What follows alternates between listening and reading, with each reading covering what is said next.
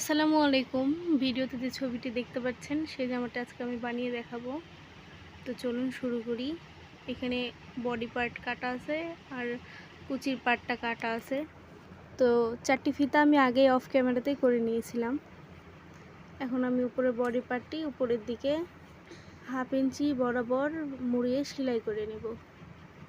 প্রথমে একটা সেলাই করছি আমি। এটা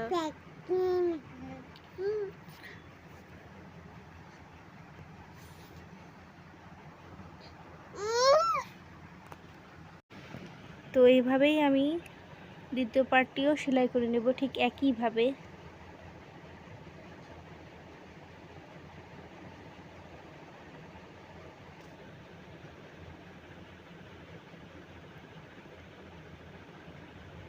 ভিডিওটি লং হবে, না টেনে সরাসরি দেখুন, ভালো লাগবে, আশা করি ভালো লাগবে। আর আমি এর আগে কখনো এমন ভিডিও বানাইনি, সো ভুল হলে ক্ষমার দৃষ্টিতে দেখবেন। যে ফিতাগুলো এখন আমি অ্যাটাচ করে নেব। একটা ঘাড়ে ফিতা থাকবে, মিডিল বরাবর ভাঁজ করে এখন আমি 2.5 ইঞ্চিতে দাগ দিয়ে নেব। দুই পাশে 2.5 ইঞ্চি, 2.5 ইঞ্চি।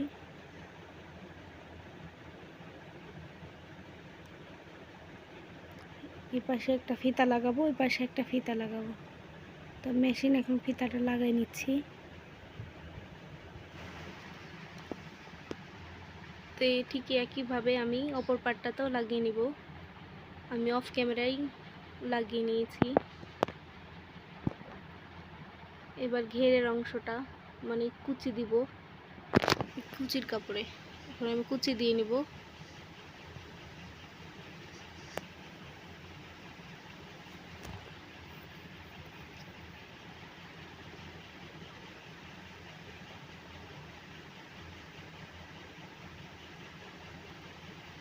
ভিডিওটি ভালো লাগলে অবশ্যই সবাই আমাকে সাপোর্ট করবেন।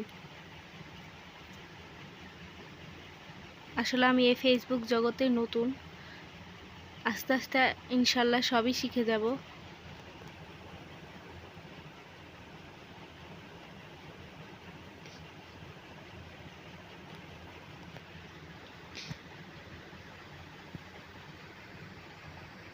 এভাবে কুচি দিয়ে দিব, একটা একটা করে ঘন ঘন করে কুচি দিয়ে নিব।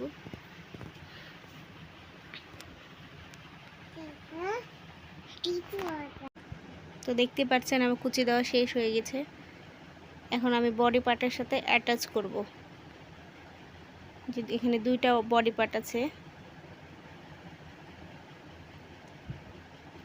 এখানে ফার্স্টে একটা বডি পার্টের সাথে একটা কুচি লাগাবো, তারপরে আরেকটা বডি পার্টের সাথে আরেকটা কুচি লাগাবো। এই যে প্রথম বডি পার্টের সাথে একটা বডি পার্টের সাথে একটা কুচি লাগাচ্ছি। এখন এখানে কাপড় কম থাকায় কুচিটা কম পড়েছে।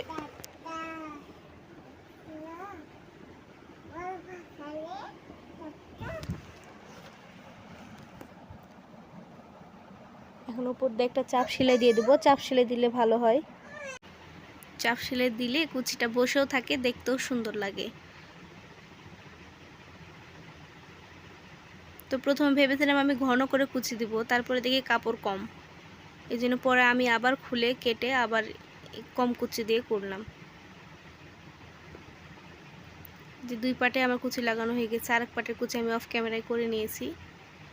এখন আমি এই সাইডে আমাদের বডির মাপ অনুযায়ী সেলাই দিয়ে নেব। এটা দিয়ে, এই কাপড়টা দিয়ে আমি বো বানাবো। বুকের কাছে বো দিলে সুন্দর লাগে, বাচ্চাদের কাপড়ে বো দিলে খুবই মানানসই লাগে। এখানে ডবল পার্ট নিয়েছি কাপড় আমি, এটা চারি সাইডে এখন সেলাই করে নিব।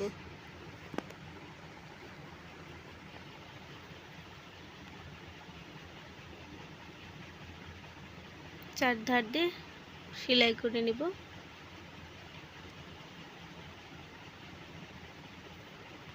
এক্সট্রা বাড়তি অংশ এখন কেটে ফেলে দেব, যাতে উল্টানো। এখন চারি সাইডে আমরা ছোট ছোট করে কাট লাগাই দেব, যাতে উল্টানোর সময় খুবই সুবিধা হয় এবং খুব ফিনিশিংয়ের সাথে হয়। ছোট ছোট ছোট কাট লাগালে কোনাগুলো সুন্দর হয়ে বের হয়ে যায়। এবার আমি এক পাটে মিডিলে কাট লাগিয়ে দেবো যাতে উল্টানো সুবিধা হয়। ছোট্ট একটি কাট লাগাবো, এত করে উল্টানো খুব সহজ হবে। এই যে এখন আমি উল্টাই নিচ্ছি। অফ ক্যামেরায় আমি উল্টে নিয়েছি। এখন এটাকে প্রেস করব সুন্দর হয়ে। প্রেস করার পরে কি সুন্দর শার্ট হয়ে আছে। এবার আমি মিডিলে এইরকম করে সেলাই দিয়ে দেবো। সুই সুতাতেও করতে পারেন, মেশিনেও করতে পারেন। আমি মেশিনে করে নিয়েছি কাজের সুবিধার্থে। এটাও আমি এখন মেশিনে সেলাই দিয়ে নিব।